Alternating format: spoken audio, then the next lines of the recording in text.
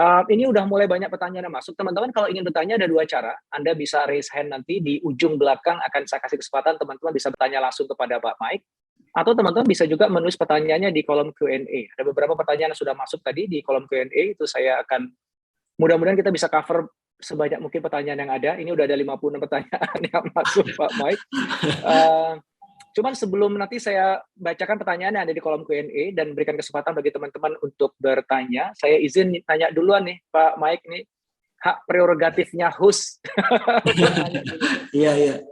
Ya, Pak Mike, tadi salah satu message utama yang saya tangkap dari yang dijelaskan oleh Pak Mike tadi adalah bahwa meluruskan ya bahwa metaverse itu bukan cuma sekedar VR, tapi justru kalau dari presentasinya Pak Mike itu lebih banyak aspek AR-nya yang itu lebih dekat kepada korporasi yang ada. Jadi dari sisi fungsionalitas, AR itu kelihatannya lebih praktis, lebih applicable untuk membantu bisnis menjalankan fungsinya dibandingkan kalau ke VR yang mungkin masih perlu waktu itu.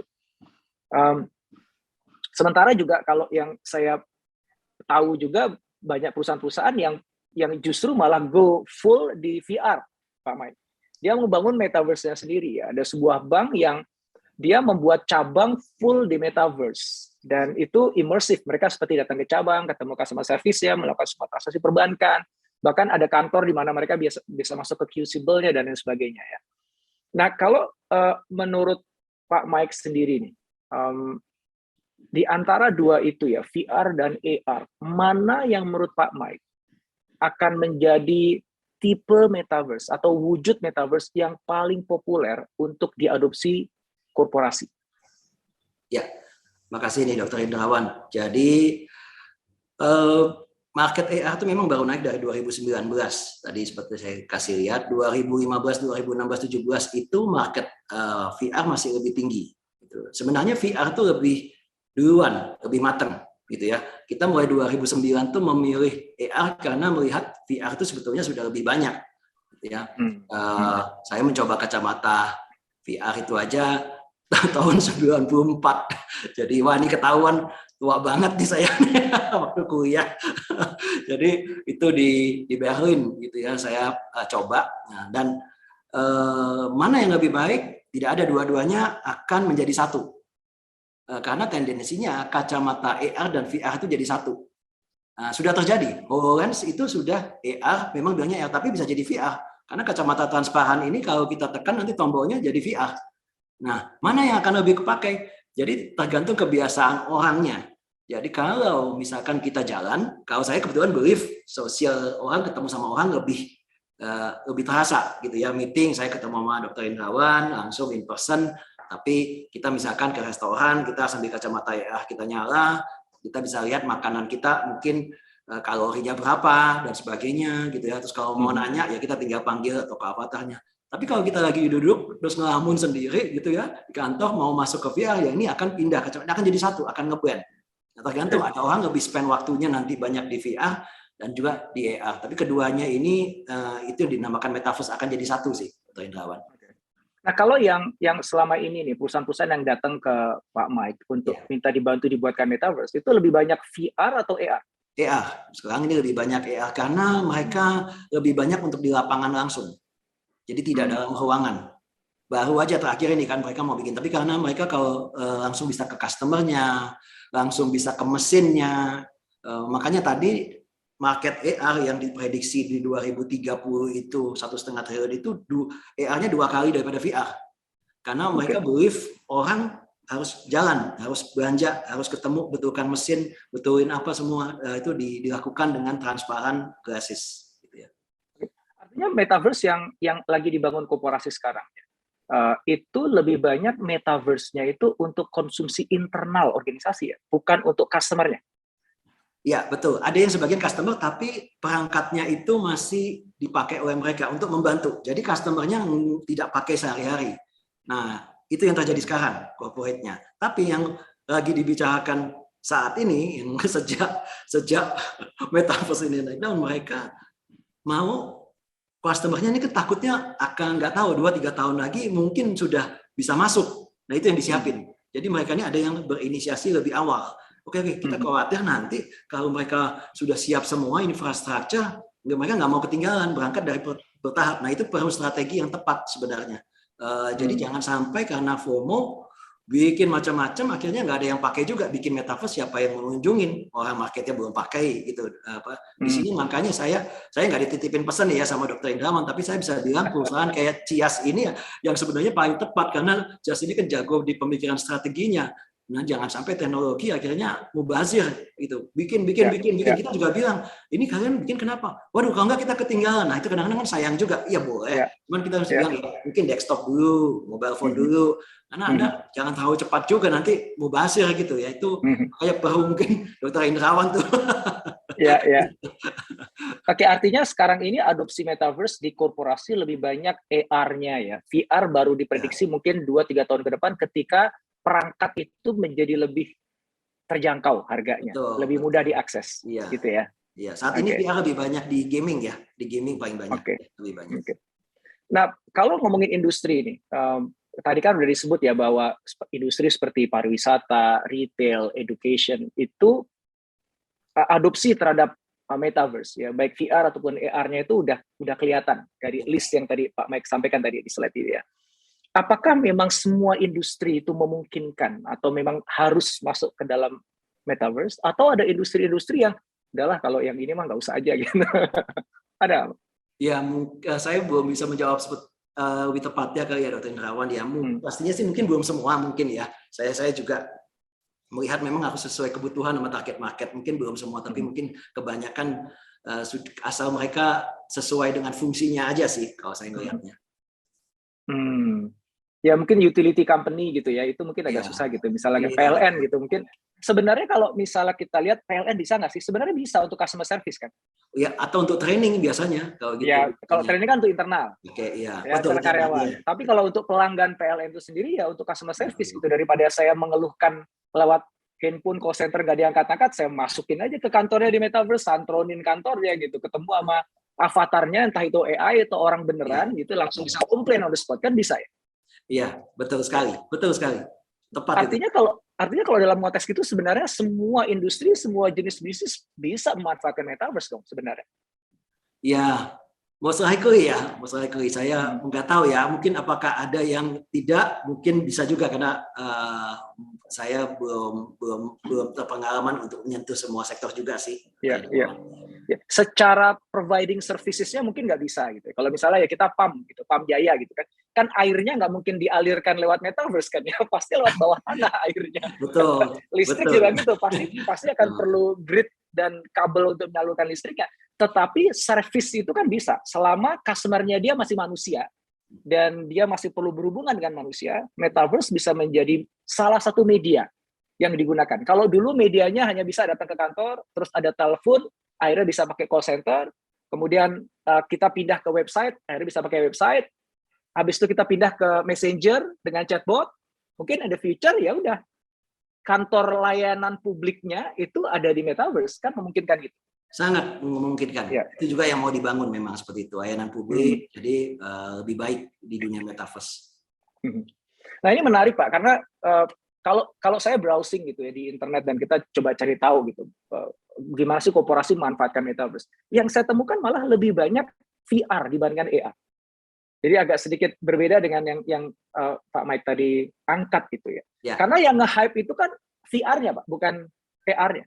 Karena dicontohkan kan Ready Player One gitu. Itu kan VR. Ya.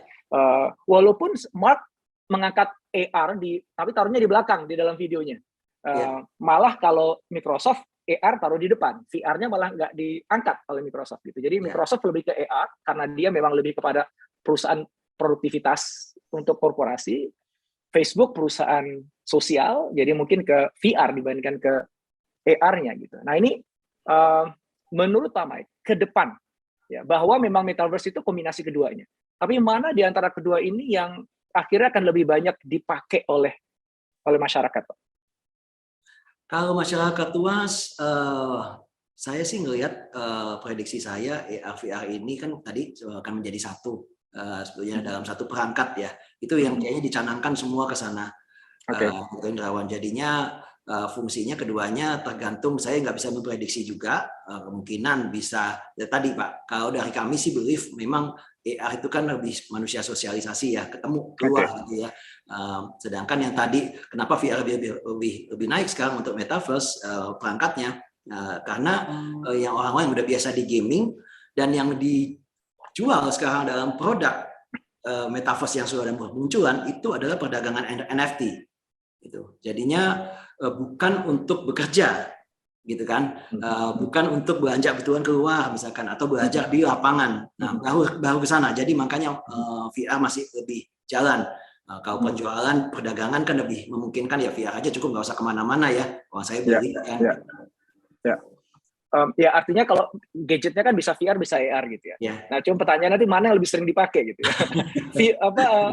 Tipe AR-nya atau versi VR-nya. Saya sih kalau saya secara pribadi saya setuju dengan Pak Mike ya. Mudah-mudahan lebih banyak AR-nya dibandingkan VR-nya. Supaya kita tetap masih ada grounded di dalam alam nyata dibandingkan di alam maya-nya. Iya. Saya juga berharap demikian. Karena saya juga lihat, aduh, kalau diem terus gimana ya? Maksudnya ya ada juga ya sekelompok. Saya sih nggak bisa tebak juga, gitu ya. Bisa saya salah, tapi kalau orang diem terus di tempat ya kurang ketemu manusia aja sih, gitu. Ya. Yang mendatangi Weir Group Pak, so far Pak, untuk minta dibantu dibuatkan metaverse itu dari industri apa aja Pak? Cukup bervariatif ya, cukup banyak industrinya, cukup banyak, ada dari perbankan kayak gitu ya, finansial ya, maksudnya dari finansial juga ada, dari otomotif, banyak sih lumayan dong, pendidikan sudah banyak. Oke, nanti teman-teman tuh jangan sampai ketinggalan tuh. Yang tadi disebut industrinya itu berarti yang lain udah mulai main. Iya. Mereka semua berarti mostly AR ya Pak ya, bukan VR ya Pak? Yang dua-duanya. Oh, mereka juga membangun VR juga ya, yang industri Bapak sebut tadi? Iya, Oke. Nah, ketika mereka bangun VR, virtual reality world-nya, apakah mereka bangun dari awal Pak, jadi bangun metaverse sendiri, atau dia minta dibangunkan metaverse on top of platform yang sudah ada, Decentraland atau Sandbox atau yang lain? Oke. Gimana so far? Kebanyakan itu pertama mostly mereka minta dibuatkan versi mereka, namun mereka juga ingin bisa di-link-kan kepada nantinya metaverse yang lain, karena kebetulan kan kami membangun platformnya, memang kita kalau biar kan dari di platform ya. Nah, dari di platform ini kita buat sehingga ke depan ya mereka bisa berkunjung tanpa harus ribet gitu ya, dengan avatar yang sama bisa pindah. Jadi itu yang kita bangun sehingga terjadi ekosistem yang baik. Oke, artinya mereka akan buat metaverse sendiri-sendiri, tetapi oleh Weir dibantu supaya bisa avatarnya pindah-pindah dari metaverse satu dengan metaverse yang lain. Iya. Apakah misalnya gini, Bang A buat metaverse sendiri? Nah itu agak sensitif dengan Bang B-nya. Bang B buat sendiri, boleh nggak dipindah-pindah nih? Enak aja pindah-pindah.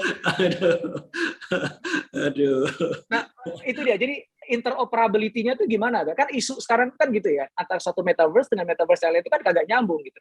Betul. Saya punya avatar di Roblox, nggak bisa saya mainkan di Fortnite, nggak bisa saya mainkan di Minecraft gitu. Nah kalau setiap perusahaan bikin metaverse sendiri-sendiri, ya ribet kan kita mau pindah-pindah dari satu tempat ke tempat lain harus entah download aplikasi sendiri-sendiri atau harus keluar dulu masuk lagi. Betul sekali. Jadi orang bisa bingung, masyarakat. Makanya itu strateginya mesti tepat kan memang kadang-kadang dia memang sudah ada kepentingan masing-masing perusahaan ya. Nah, kadang-kadang juga itu makanya kita bilang kan kita cuma bisa kasih masukan, mungkin kan di sini banyak korporasi yang mau buat juga. Yang terpenting itu sebetulnya yaitu kembali strateginya. Gitu, strateginya mau siapa nih, target marketnya siapa, dibuatkan teknologi ya bisa-bisa saja gitu, tapi kadang-kadang kalau nggak tepat ini akhirnya takutnya nggak maksimal sih Dr. Indrawan, itu yang kita lihat gitu. Ya kan, kalau makanya yang Microsoft kerjakan kemarin ya sama seperti Weir kan ya, kita biasanya menganjurkan ini fungsinya apa dulu nih gitu kan, kita kasih rekomendasi, kalian mau bikin kayak gini emang pasti orang-orang mau masuk kayak gitu-gitu kan. Ini nggak mudah ya pertempurannya, kayak Anda juga bikin internet bangun, bikin website, ayo masuk ke website saya gitu kan, atau bikin ke YouTube orang milihnya mungkin masuk ke channelnya kan ke Dokter Indrawan, kan belum tentu yang lain masuk juga gitu.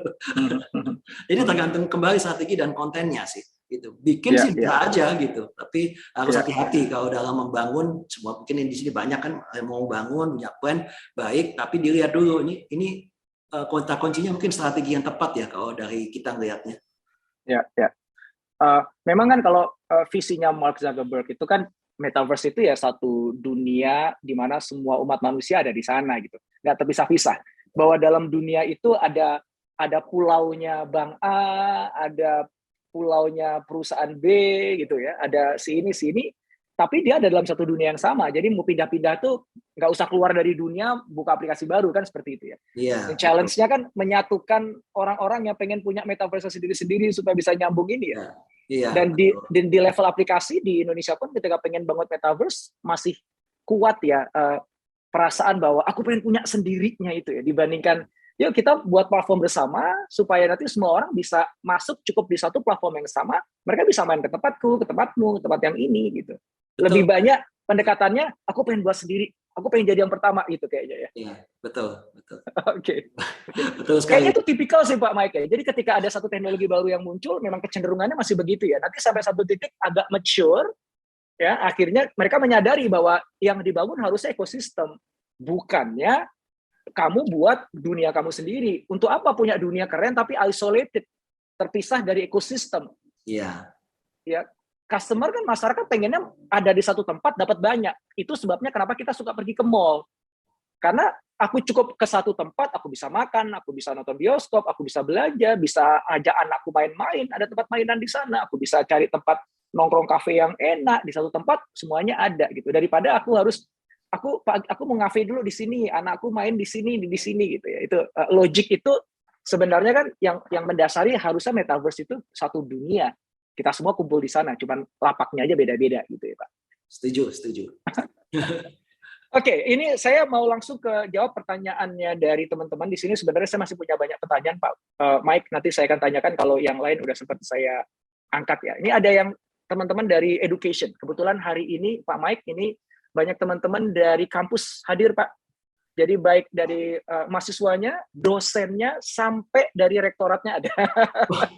Nanti kesempatan kita karena saya percaya banget bahwa metaverse bisa menjadi jalan ya untuk kita membuat demokratisasi dari education. Pak Mike sendiri pernah menyebutkan gitu ya. Harusnya dengan metaverse ini kita bisa buat pendidikan gratis berkualitas untuk semuanya ya. Nah, saya nggak tahu apakah teman-teman dari kampus ini setuju dengan pernyataan itu ya, karena kalau misalnya gratis bukannya gagasannya Dr. Indrawan tuh. Betul, saya juga pengen gitu. Ini sebagai gambaran aja teman-teman semuanya ya. Jadi ini misalnya dosen nanti gimana kalau digratisin, aku yang gaji siapa?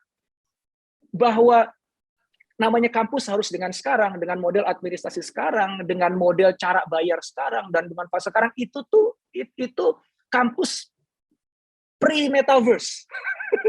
Nanti kampus dalam dunia metaverse itu mahasiswa tuh langsung bayar ke dosen. Nggak perlu lewat masuk ke kantongnya sekretariat, dipotong sini, bayarin ininya, bayarin ini, enggak gitu. Dan itu udah ada, kampus yang berbasis blockchain itu udah ada. Yang garap semuanya smart contract. Udah nggak ada manusia lagi. Jadi cuma ada dosen dengan mahasiswanya. Nggak ada intermediaries. Gitu. Jadi dosen bisa kaya raya kalau dia favorit. Nanti sekarang aja jadi YouTuber kan saya kan bisa buat itu smart power chat ya kalau nggak salah ya. Orang kalau mau nyumbang ke saya ketika saya live kan bisa tinggal beli tek gitu kan. Nanti juga gitu kuliah, wah dosennya keren nih, bagus nih. Ada aku nyumbang deh gitu, 1.000 perak, 2.000 perak gitu, 10.000 perak. Tapi mahasiswanya 1 juta. Selesai satu sesi langsung kaya raya dia. Nah, oke, ngomongin pendidikan nih Pak Mike. Pak Mike sendiri kan punya visi bagaimana metaverse itu bisa membantu pendidikan di Indonesia, Pak Mike. Dan mudah-mudahan metaverse Indonesia yang akan dibangun nanti juga memberikan ruang bagi pendidikan untuk bisa berkembang di situ.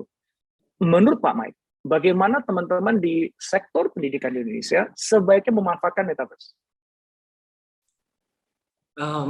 Kalau saya melihat cara kita belajar gitu ya, dengan adanya teknologi metaverse ini pasti jauh lebih cepat gitu ya, lebih cepat karena semua kontennya Saya bicara mungkin dari sisi konten yang jauh lebih interaktif dan lebih imersif. Itu totally akan berbeda karena kan kita seringkali mendevelop ini buat perusahaan dan mereka mengalami sendiri gitu ya. Itu sudah terbukti bahwa immersive experience learning itu meningkatkan kinerja kerja jauh lebih cepat. Nah, harapan saya sih, pemikiran saya adalah konten itu akan sangat pengaruh. Jadi apapun bentuk bisnis modelnya, tapi yang penting kontennya dibuat lebih imersif, maka mahasiswa atau pelajar atau student itu akan jauh belajar lebih baik.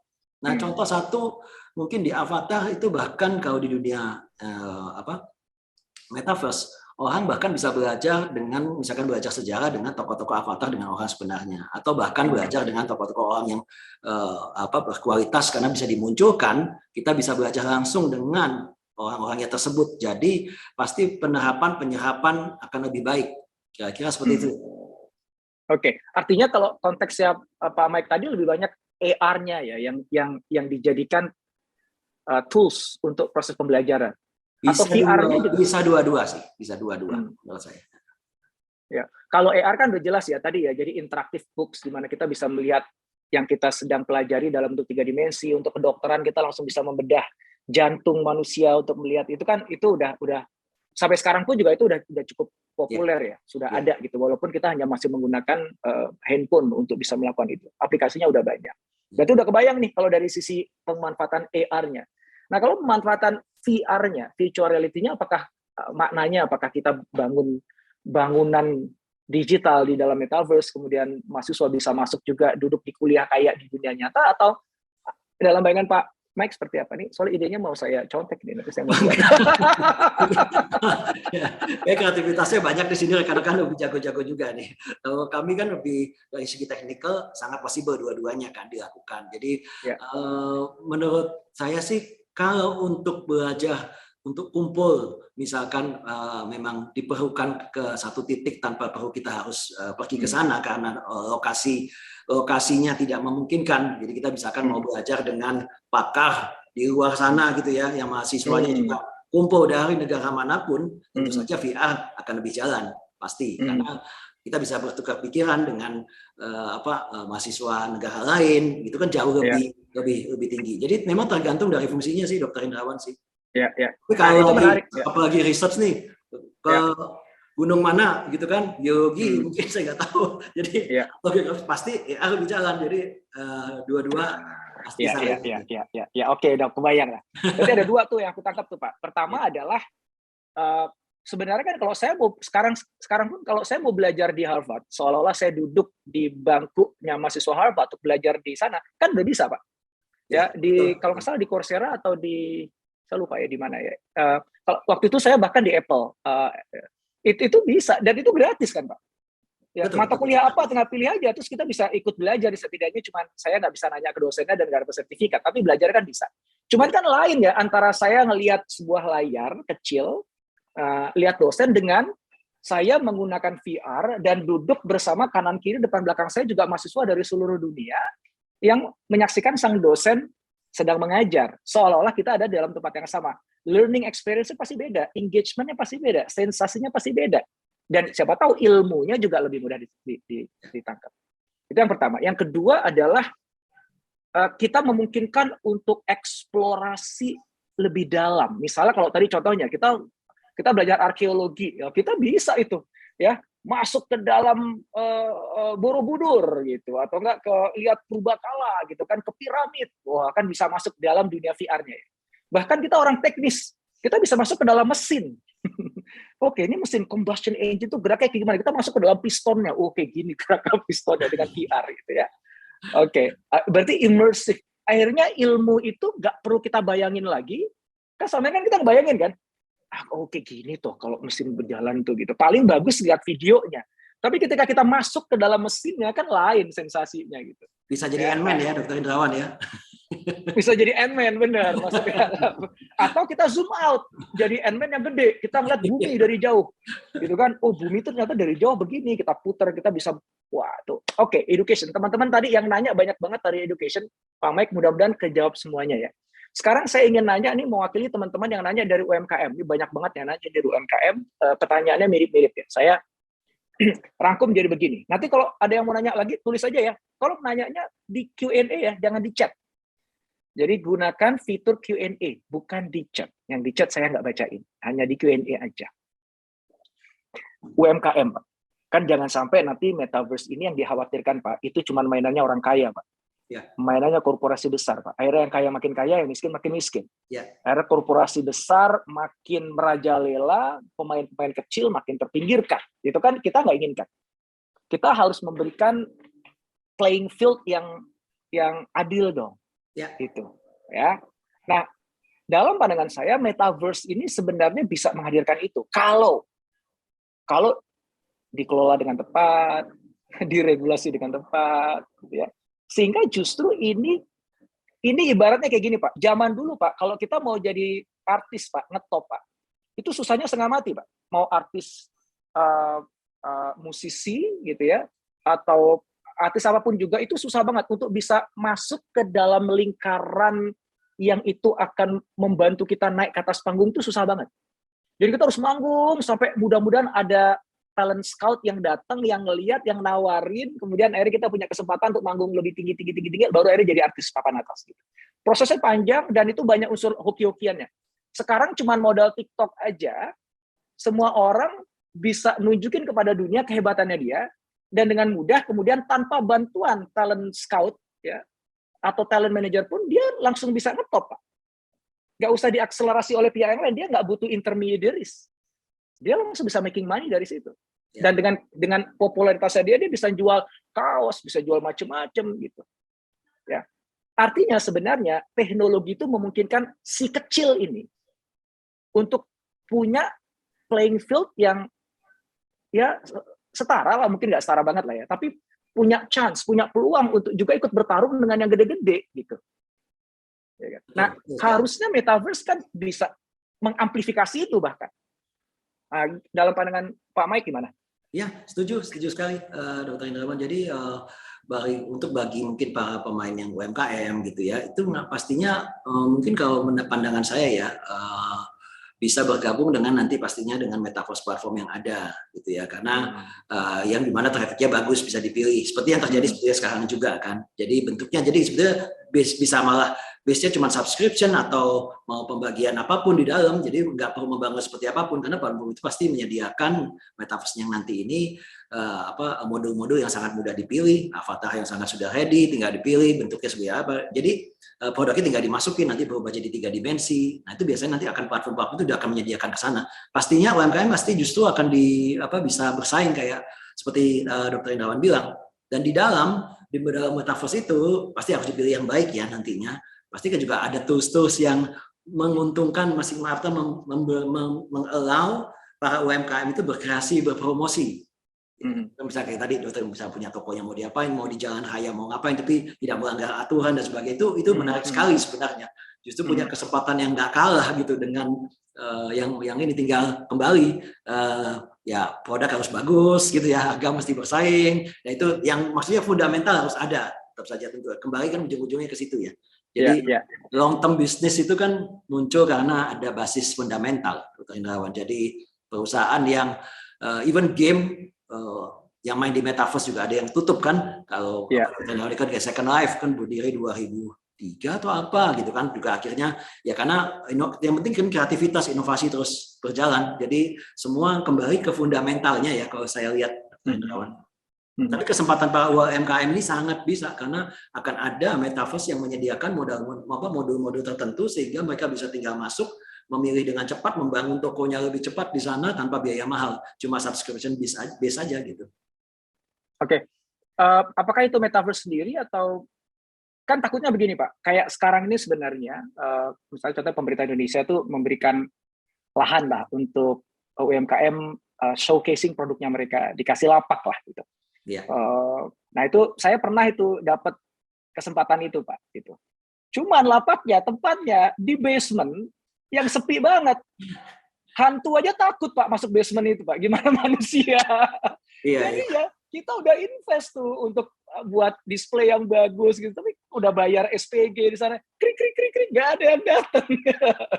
Jadi maksud saya itu begini, ya takutnya nanti nih lapak untuk UKM di metaverse itu taruhnya paling pojok yang orang nggak ada, atau dia metaverse yang berdiri sendiri, detach dengan metaverse yang rame gitu. Habis itu kita bilang bahwa tuh kan udah kasih kesempatan loh UMKM gitu untuk ada di sini.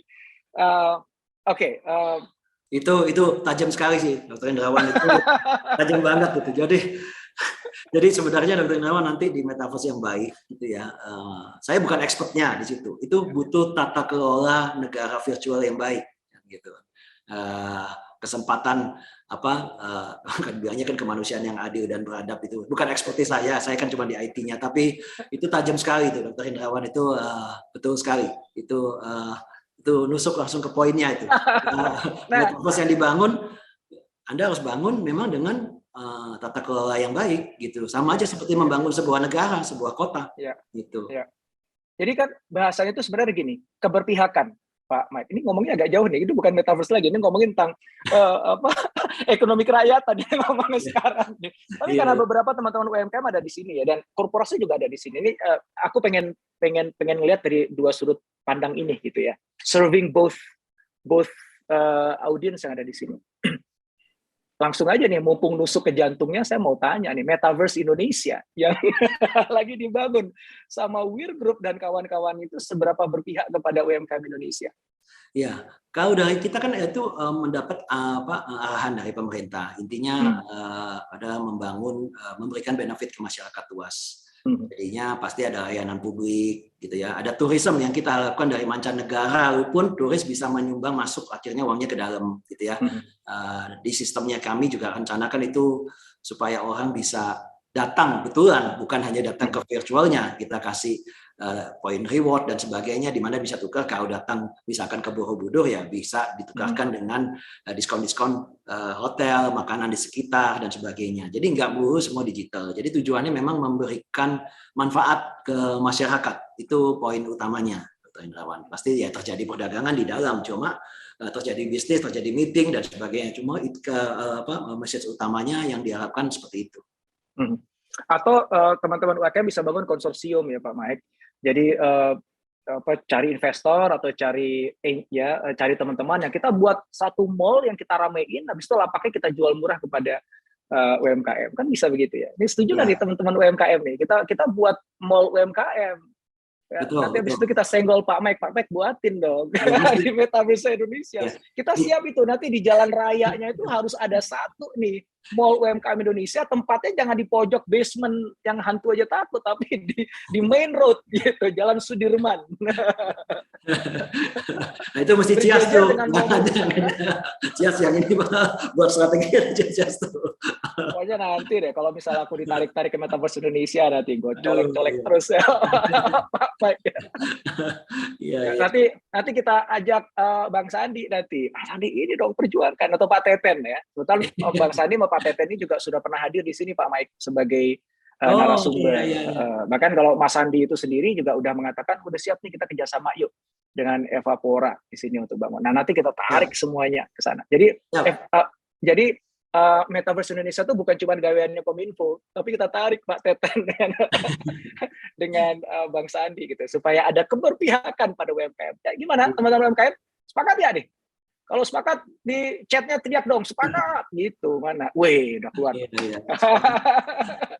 Kemarin kebetulan ini Dr. Indrawan, saya kemarin ya baru 2 hari lalu bicara juga di ini UKM yang Kementerian dari Kopito, tapi yang mengadakan waktu itu kemarin 2 hari lalu tentang UMKM juga, persiapan mereka untuk masuk ke Metaverse. Iya betul. Boleh dong. Dari Kementerian Koperasi dan UKM baru 2 hari lalu itu. Kasih bocoran dong, itu apa tuh rencananya kementerian supaya bisa bantu UMKM masuk ke Metaverse? Belum ada rencana, cuma kemarin kayak saya diminta sharing session aja untuk ke mereka untuk memberikan penjelasan tentang Metaverse. Nanti kita baru ada pemikiran lanjutan bagaimana gitu. Jadi karena baru awal banget ya. Tapi ya betul sih, ini hari ini dibahas sama Dr. Indrawan juga. Iya, Gayo bersambut ya.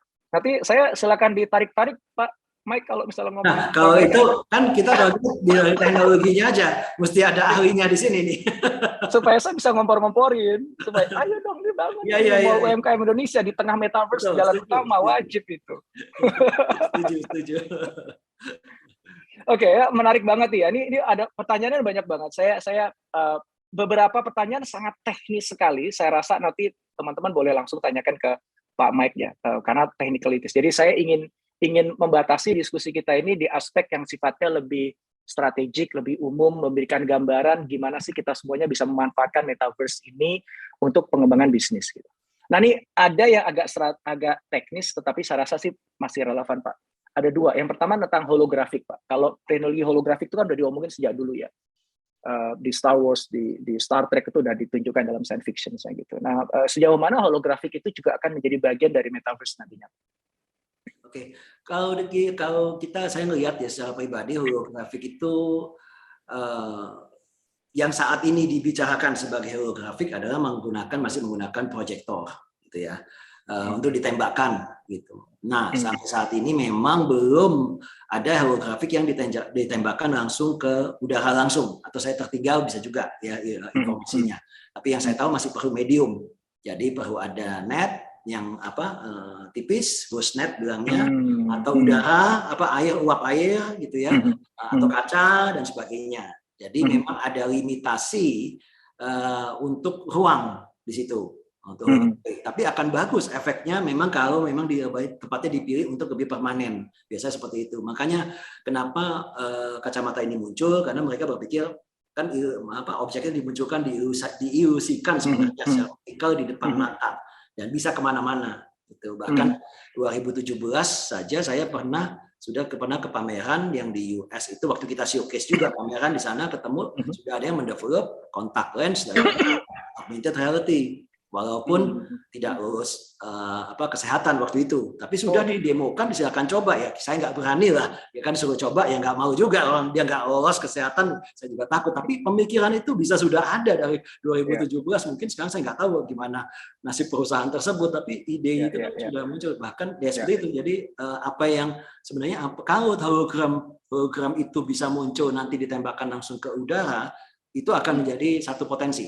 Jadi misalkan dari jam tangannya gitu ya, dia muncul. Cuma bedanya kan gini, Dr. Indrawan, kalau saya ngelihat ke Gedung Monas di atas, mungkin mau lihat virtual helikopter, nah apakah iya dari hologram itu bisa tembak sejauh itu? Tidak. Kalau kita pakai kacamata atau lihat langsung, dia bisa dimanapun, bisa di space, di mana gitu. Nah itu bedanya. Ya ada terbatasan ruang. Oke. Dua pertanyaan lagi sebelum saya akan kasih kesempatan teman-teman yang udah raise hand, ini udah banyak banget. Nanti ya untuk yang ngasih siapa yang akan join raise hand, Mas Irham dibantu tolong ya. Karena aku nggak tahu nih siapa aja yang raise hand. Oke, nah sambil nunggu Mas Irham nanti milihin siapa yang akan punya kesempatan untuk tampil videonya di sini, nanya langsung ke Pak Mike. Saya ada dua pertanyaan lagi Pak. Juga saya ngambil dari pertanyaan di kolom Q&A Pak. Agak teknis ini Pak, tapi mungkin sebagian teman-teman pengen tahu banget. Yaitu platform yang digunakan untuk bangun metaverse. Kita ngomongin gini aja deh, metaverse Indonesia aja deh Pak, yang memang Weir Group sendiri punya peran di situ. Kan kalau kita ngomong idealnya metaverse itu dibangun di atas blockchain yang benar-benar decentralized. Artinya finance-nya pun juga decentralized finance. Yang artinya di situ kemudian tidak diperlukan lagi intermediaries, semuanya pakai smart contract. Kemudian juga menggunakan cryptocurrency yang ada di sana. Government nggak bisa intervensi. Begitu tuh ada decentralized, government nggak bisa intervensi. Tidak ada satupun yang bisa intervensi. Semuanya purely automated dengan smart contract-nya. Nah, tanyanya adalah, di Metaverse Indonesia apakah akan menggunakan pure decentralized atau bagaimana? Ya. Untuk blueprint yang lebih dalam, mungkin nanti mestinya dari pihak pemerintah nanti yang menyampaikan juga, karena sudah ada pembicaraan dari kami. Ada beberapa hal memang yang lagi dibicarakan secara sangat lebih sensitif. Ini Dr. Indrawan kalau nanyain langsung to the point. Saya yakin juga banyak rekan-rekan juga yang mau tahu gitu ya. Memang seperti yang tadi saya bilang, metaverse kan teknologinya itu imersifnya. Nah, ke dalam bawah akarnya ini bisa berbagai macam sebenarnya. Ada yang bisa sama dengan real transaksi yang sekarang dilakukan, itu juga sangat positif. Kan sama aja. Ada yang bisa pakai blockchain-nya gitu ya. Jadi yang untuk di Metaverse Indonesia nanti mungkin mesti ranahnya dari pemerintah juga yang ikut menjawab, karena sudah dibicarain itu sih. Mohon maaf kalau saya nanti teman. Saya yakin juga banyak yang nanyain juga sih. Iya, iya, nggak apa-apa. Mohon Kan maaf saya kan hanya rekan-rekan di saya sini. hanya menyuarakan suaranya Iya, teman-teman iya, ini, iya. Pak. So, udah banyak ditanya juga kok kayak gitu saya. Iya. Malah banyak ditanya gini, Dokter Indrawan, itu nanti apa jadi banyak pengangguran nih gara-gara metaverse katanya dibilang begitu. Oke. Itu sebenarnya nanti saya akan tanyakan agak belakang, Pak. Oke, satu lagi sebelum Mas Irham akan take over untuk bisa mempersilakan kawan-kawan bertanya langsung. NFT, Pak Mike. Tadi udah disebut Pak Mike ya bahwa NFT salah satu teknologi yang akan digunakan dalam metaverse untuk bisa menggerakkan ekonomi. Supaya ekonomi itu ada dalam dunia digital kan harus ada teknologi NFT-nya gitu ya. Nah, kalau NFT yang kita sekarang rame ini kan tentang digital art yang kemudian dijual di OpenSea yang kemudian harganya bisa melangit gitu, fenomena Gozali Everyday. Ketika kita bicara metaverse itu sendiri ya, baik kita bicara metaverse di Indonesia yang akan dibangun atau corporate metaverse yang mana para perusahaan-perusahaan ini akan membangun metaverse sendiri. Sejauh mana NFT itu akan punya peran di situ dan wujud peran konkretnya NFT dalam corporate metaverse ini tuh apa, Pak? Oke, kalau untuk di corporate memang itu kembali kan untuk masing-masing tujuan dari corporate metaverse yang dibangun. Kami banyak sekali mendapat request dari corporate metaverse yang mereka mau bangun, banyak juga tidak ada kaitannya sama NFT sih. Jadi dengan tujuan yang agak berbeda, memang belum bisa saya reveal karena memang industrinya tidak ke sana gitu. Jadi tidak membutuhkan sertifikasi untuk sesuatu gitu ya. Itu kan sertifikatnya dengan blockchain. Jadi tergantung sih. Jadi masih mayoritas tidak ke arah ke sana juga.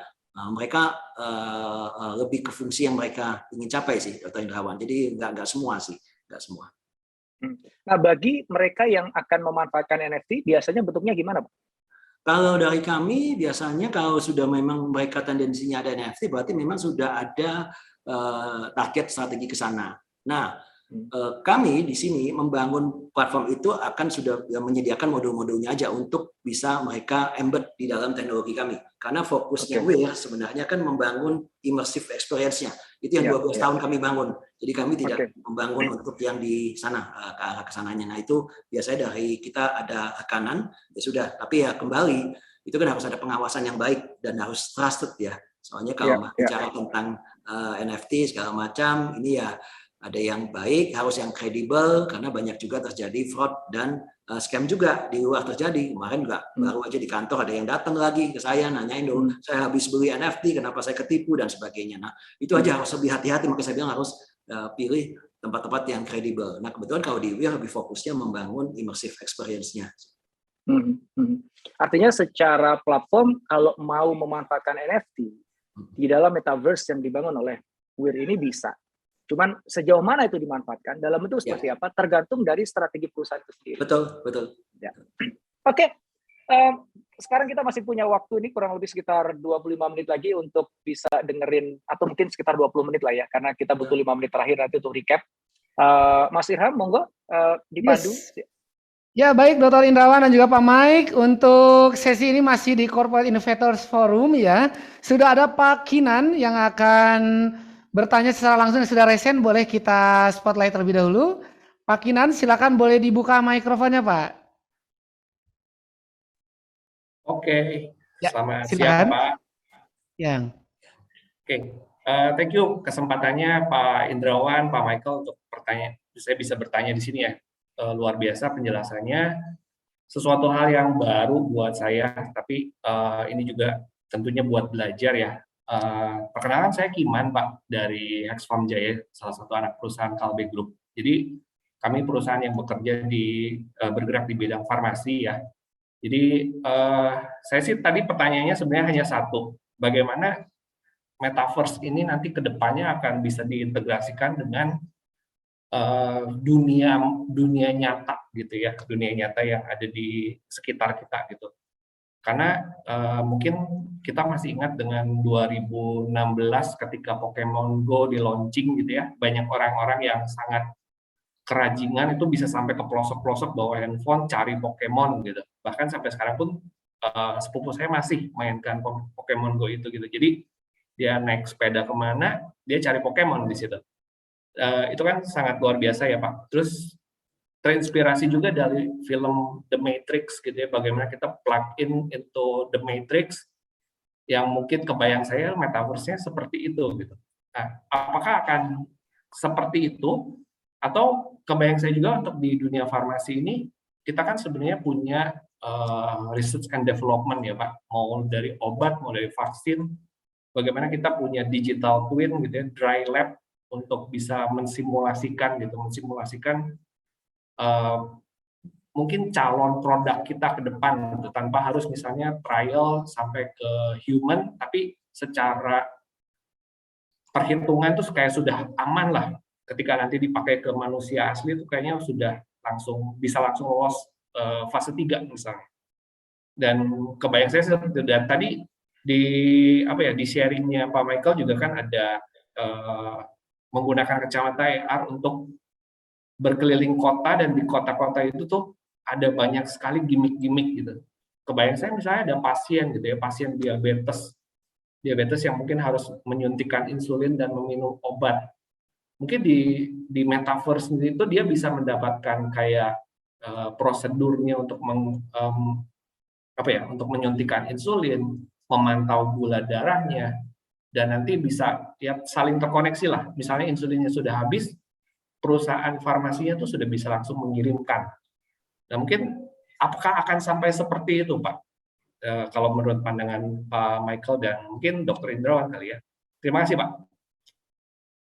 Silakan Pak Mike. Ya, nggak Dr. Indrawan dulu, silakan. Ini kita pengen belajar dari Pak Mike soalnya ini. Saya kan Oke, kalau dari pendapat saya, terima kasih nih Pak Kiman. Memang yang dituju memang arahnya ke sana. Tujuannya adalah kan memberikan informasi dalam real time. Jadi kata kuncinya itu real time. Semuanya real time. Jadi kalau nggak real time juga belajar, ngasih informasi, nggak akan berguna terlalu maksimal di dunia metaverse. Jadi kalau kita pakai, betul sekali yang Pak Kiman bilang, yang saat ini yang terjadi kan kalau militer juga latihan tentara juga ada, NASA juga udah pakai, semua informasi yang bisa dimunculkan di mata di waktu yang dibutuhkan langsung saat itu juga. Nah, bayangan saya sih kalau ke depan, kalau kita pakai, kan tadi Pak Kiman bilang bagaimana dinikmatin di dunia nyatanya ya. Jadi AR mode-nya itu pasti lebih berfungsi.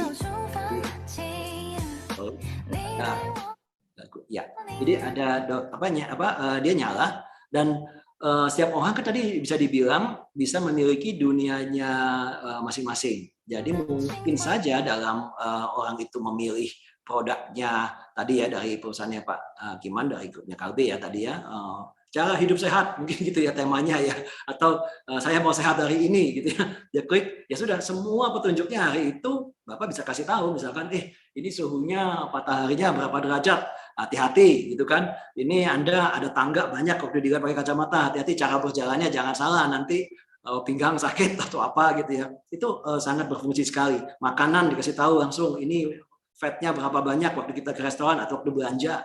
Nah itu, dan di situ Bapak bisa mulai masuk cara lebih elegan, lebih subtle, cara menjual-jual produknya.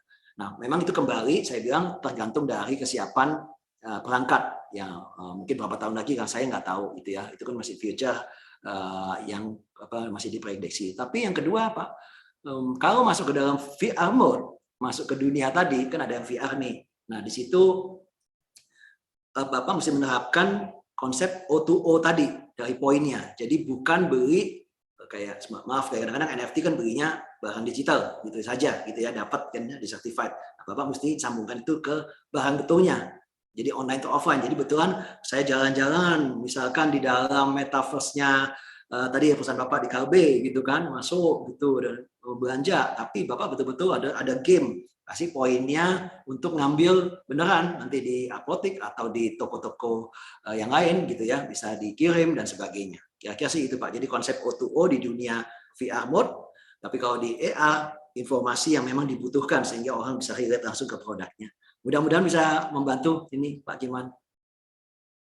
Baik, makasih Pak Mike, Pak Kiman, makasih untuk pertanyaannya. Kita langsung aja ke pertanyaan kedua ya, supaya kita bisa dapetin banyak nih bagi teman-teman. Silakan, tolong pertanyaannya singkat aja, padat aja, supaya kita bisa kasih kesempatan bagi yang lain juga ikutan bertanya.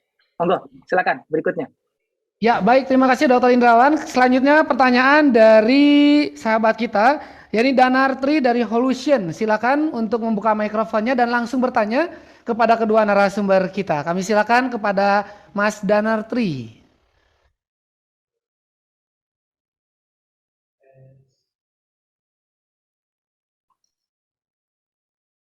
Ya, baik. Silakan Mas Danar. Ya, silakan Mas Danar, boleh dibuka mikrofonnya.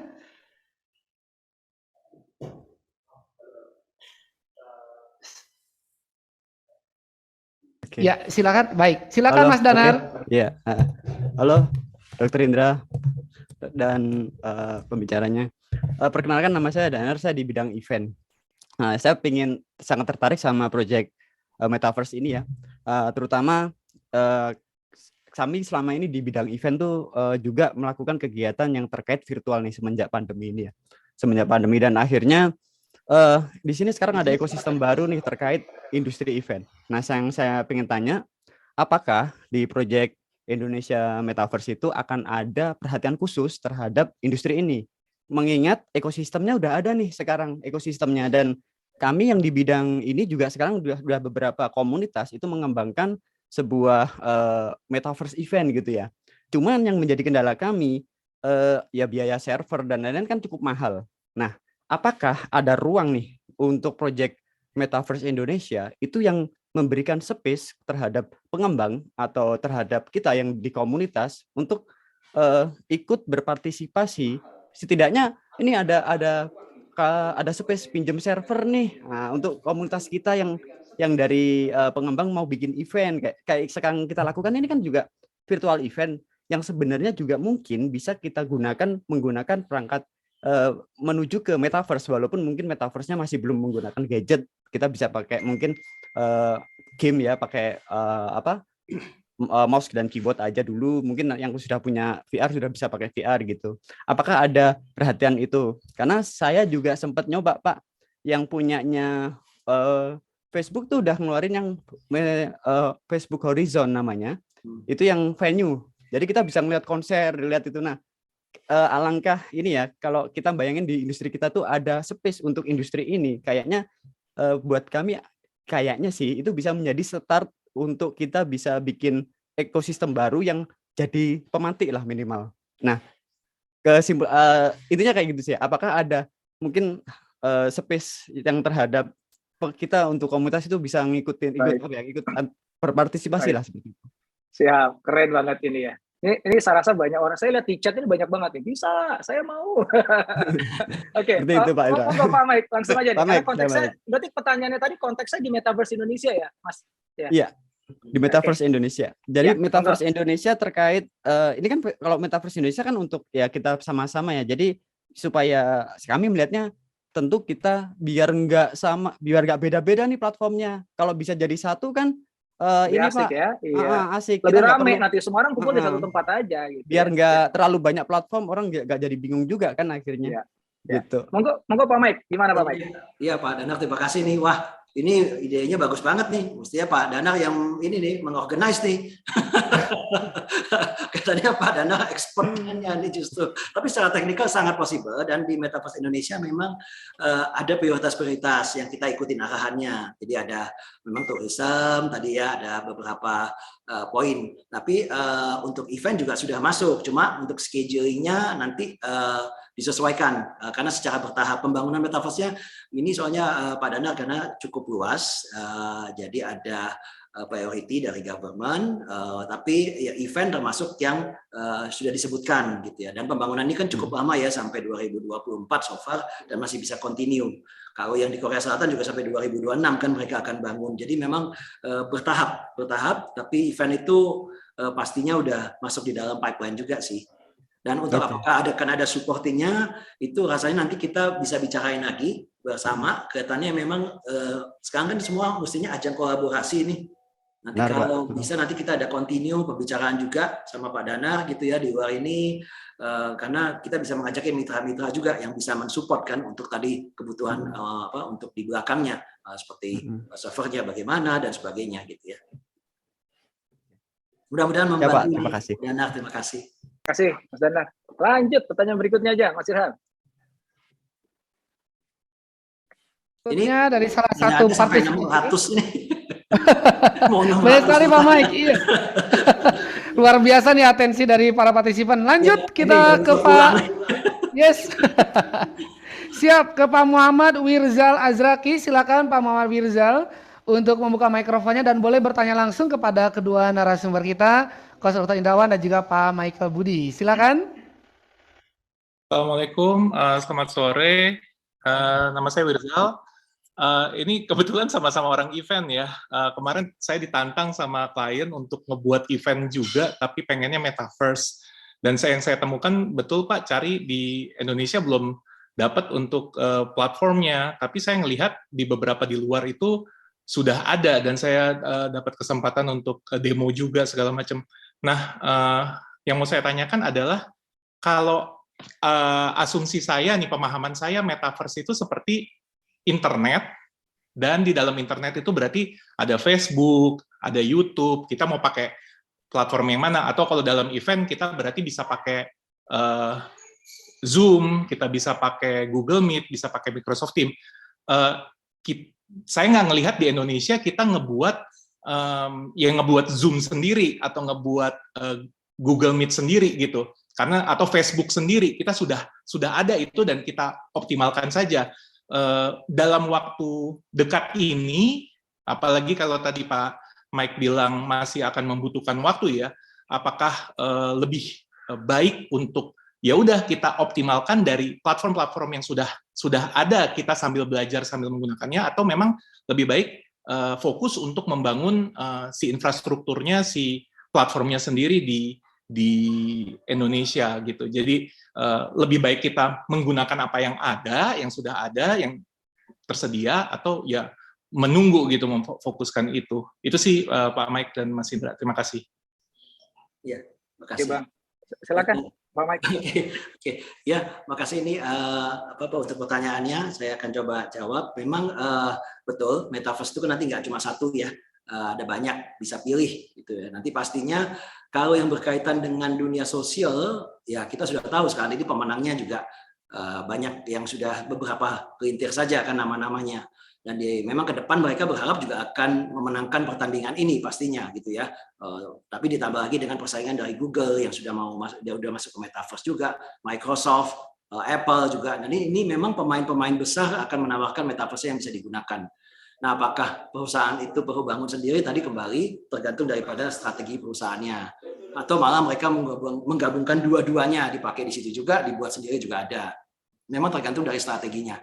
Nah, kalau di Indonesia sendiri memang udah kayak tadi Bapak bilang, seperti platform Google, Zoom aja, kita sudah ketinggalan gitu ya. Saya cuma punya tahu satu teman yang bikin namanya, nggak tahu mungkin ada yang kenal di sini, itu Palapa, ya, yang bikin platform sendiri. Itu juga satu-satunya itu platform yang penggantinya Zoom dan menjaga sekuritas buat data-data di Indonesia.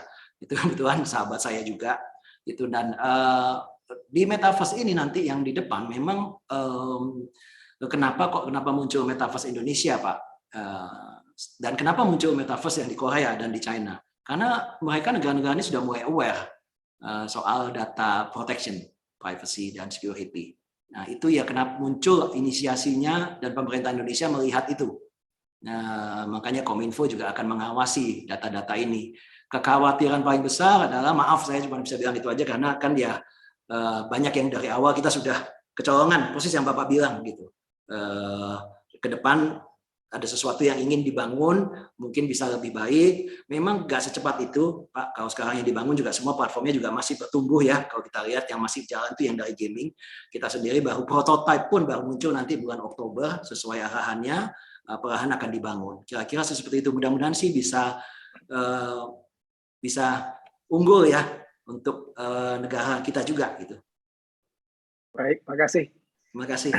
Ya, Mas Ilham, satu pertanyaan lagi aja nih, waktunya udah hampir jam 4. Satu lagi karena nanti saya masih ada 2 pertanyaan yang saya ingin ajukan ke Pak Mike sebelum kita tutup. Siap, Coach Indra. Untuk selanjutnya kita berikan kesempatan untuk Ibu Nur Aini Setiawati. Silakan boleh dibuka mikrofonnya untuk bisa bertanya langsung kepada dua narasumber kita. Silakan.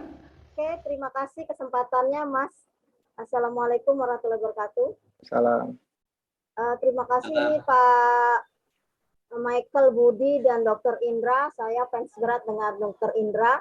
Mungkin bagi kita para orang awam, adakah kayak workshop atau pelatihan untuk kita mencoba bikin kayak bisnis corporate, UMKM, dan cara menangkis proteksi tadi tuh, security-nya bagaimana tuh Pak? Kita masih newbie lah kita menyebutnya ya. Untuk orang UMKM itu masih perlu pembelajaran tentang 3 dimensi dan sebagainya di Metaverse Indonesia. Thank you, terima kasih. Assalamualaikum warahmatullahi wabarakatuh. Baik, makasih. Waalaikumsalam warahmatullahi wabarakatuh. Ini katanya Pak Mike Dr. mau Indrawan jawab? nih kayaknya nih. Ya. Ibu, terima kasih banget pertanyaannya. Tadi sempat kita bahas juga ya, kita ingin teman-teman UMKM, ya, pengusaha-pengusaha kecil atau rumahan itu juga punya kesempatan untuk bisa memanfaatkan metaverse ini untuk membangun bisnisnya. Bukan hanya metaverse jadi mainannya orang-orang besar saja, atau korporasi besar saja. Dan kalau misalnya tadi ditanyakan bahwa ada workshop untuk belajar teknik kritisnya, mungkin nanti kita bisa bicarakan, Bu. Tapi menurut saya sebenarnya yang lebih penting adalah bukan workshopnya. Karena kalau Ibu nanti harus mikirin sendiri gimana cara bangun metaverse-nya, gimana cara ngebuat produknya jadi digital, gimana buat warungnya ditransfer ke dalam metaverse, nanti bingung. Kalau menurut saya yang paling tepat itu adalah difasilitasi, Bu. Jadi ada lembaga, mudah-mudahan nanti dapat sponsor dari pemerintah yang memfasilitasi teman-teman UMKM ini untuk langsung aja kita bukain aja lapaknya di metaverse. Teman-teman tinggal masuk aja. Nanti ada aplikasi yang mudah-mudahan ya teman-teman tinggal mengirimkan nih gambar bentuk dari produk-produknya, tinggal dibuat jadi 3 dimensi, langsung itu bisa dijual di metaverse. Tentu aja nanti belinya produknya misalnya Ibu misalnya jualan sepatu, bisa 2 kan, sepatunya bisa dibuat jadi sepatu digital, nanti NFT bentuknya, atau tetap jualan sepatu yang itu sepatunya real di dunia nyata tapi belinya di metaverse. Jadi dia datangnya ke toko Ibu di metaverse, lihat sepatunya, bagus, mau beli dong, tinggal pilih, mau belinya versi digital atau versi yang beneran. Mau yang beneran, diklik, nah nanti langsung yang produk benerannya dikirim ke rumahnya dia, kan bisa. Jadi metaverse ini kita lihat hanya sebagai salah satu channel di mana Ibu bisa ngembangin bisnisnya Ibu. Ya, nggak harus produknya physical, digital sebenarnya. Produk physical juga bisa. Ya, beli mobilnya di metaverse, sudah ngeliat semuanya test drive metaverse ya, walaupun agak lain ya itu metaverse ya. Belinya mobil beneran di dunianya tuh bisa. Jadi memang offline to online itu yang justru nanti jadi keunggulan metaverse itu sendiri. Nggak semuanya kaitannya dengan metaverse itu harus digital product, tapi juga physical product. Maka semua pebisnis, semua pelaku UMKM, semua industri sebenarnya punya peluang untuk bisa manfaatkan metaverse ini. Nah, terkaitan dengan workshop pelatihan nanti coba kita bisa ngobrol nih sama teman-teman di sini, kan banyak orang-orang hebat ini, gimana caranya untuk bisa membuat versi yang paling aplikatif, pragmatis, simple untuk bantu teman-teman UMKM bisa memanfaatkan metaverse. Tapi kalau menurut saya pribadi Pak Mike, nggak cukup di situ ya, tapi harus difasilitasi sih, bukan cuma diajarkan Pak Mike. Karena kalau nggak memang berat kalau pandangan saya. Menurut Pak Mike gimana? Ya, setuju banget sama Dr. Indrawan. Baik Bu, makasih untuk pertanyaannya Bu. Sama-sama Pak, terima kasih. Untuk security-nya gimana tuh Pak? Nah, Pak Mike, monggo Pak. Security itu betul Ibu yang menjadi concern dari kami semua dan dari pemerintah juga. Soalnya ini menjadi topik yang selalu dibicarakan, security ini, data proteksi di Indonesia yang terus saya lihat sih pemerintah akan mencoba meningkatkan ya. Kita harapkan akan terus bisa lebih baik lah pastinya.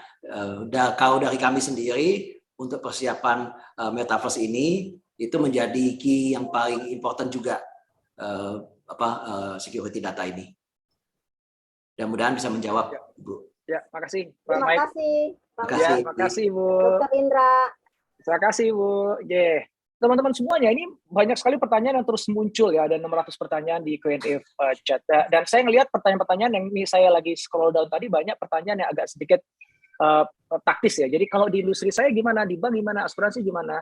Teman-teman semuanya nanti bisa lihat rekamannya di YouTube channelnya Cias ya, Corporate Innovation by Cias. Itu sebenarnya beberapa udah kita bahas tuh tadi ya. Udah kita contohkan, Pak Mike juga sudah mencontohkan bagaimana itu dipakai. Misalnya nih ada pertanyaan, di bank gimana?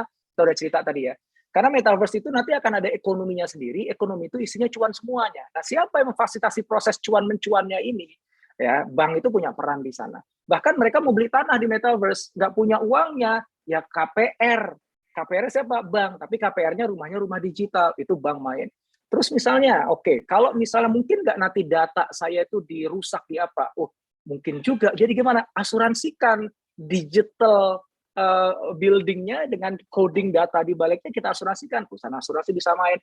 Intinya adalah metaverse itu kan adalah digital twin dari dunia realita yang ada. Nah, maka layaknya dunia realita yang ada, supaya bisa tumbuh harus digerakkan ekonominya. Nah, untuk menggerakkan ekonominya perlu infrastruktur. Financial institution punya peran besar di situ. Untuk menjaga security-nya ada asuransi dan lain sebagainya. Jadi banyak banget yang teman-teman bisa garap. Pak Mike, saya ada 2 pertanyaan sebelum kita tutup perjumpaan kita, Pak Mike. Yang pertama adalah kaitannya tadi sempat disinggung, Pak, pekerjaan. Ya, sebagian teman-teman khawatir bahwa metaverse ini akan membuat beberapa pekerjaan menjadi obsolete. Walaupun itu sebenarnya nggak perlu nunggu metaverse ya Pak Mike ya. Sekarang aja dengan adanya robotic process automation ya, itu udah beberapa pekerjaan sudah mulai menghilang, nggak perlu nunggu metaverse. Pertanyaannya adalah ketika metaverse ada, apakah ada lagi nanti pekerjaan-pekerjaan yang akan completely gone? Satu itu. Yang kedua adalah pekerjaan apa yang akan muncul, Pak? Apakah ada tukang gali kubur di metaverse nanti, Pak? Ada pekerjaan baru. Nah, jadi apa pekerjaan akan hilang, apa pekerjaan akan muncul, Pak, di metaverse gara-gara metaverse nanti? Monggo itu dulu, Pak. Ya, Dr. Irwan. Jadi kalau yang kita lihat pastinya pekerjaan-pekerjaan yang akan hilang di dalam dunia metaverse itu adalah pekerjaan-pekerjaan yang rutin.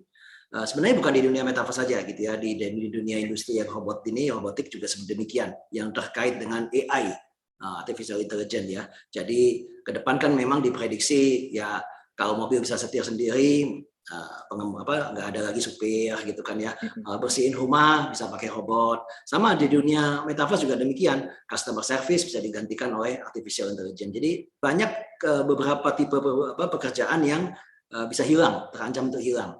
Namun ada banyak juga pekerjaan-pekerjaan baru yang bisa muncul. Pekerjaan-pekerjaan baru ini pasti berkaitan dengan yang tidak bisa dilakukan oleh AI.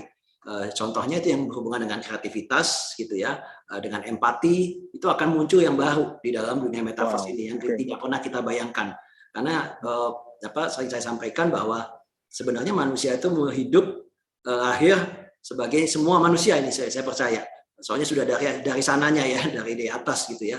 Itu sebetulnya manusia yang kreatif dan penuh empati. Cuman karena keadaan kadang-kadang membuat kita menjadi tidak kreatif dan tidak punya empati lagi kan. Sebagainya. Nah, kerjaan yang rutin akhirnya itu membuat kita nggak kreatif lagi gitu. Tapi sebenarnya manusia itu lahir sebagai orang kreatif. Jadi kalau pekerjaan yang ini tidak ada, yang rutin tidak ada, sebetulnya kita bisa meluangkan waktu untuk lebih jadi yang kreatif, mikirin strateginya. Itu yang akan banyak sekali muncul. Guru, pengajar, edukasi itu nggak mungkin sih sebenarnya digantikan oleh AI karena itu ada sentuhan ke muridnya ya, itu harus ada.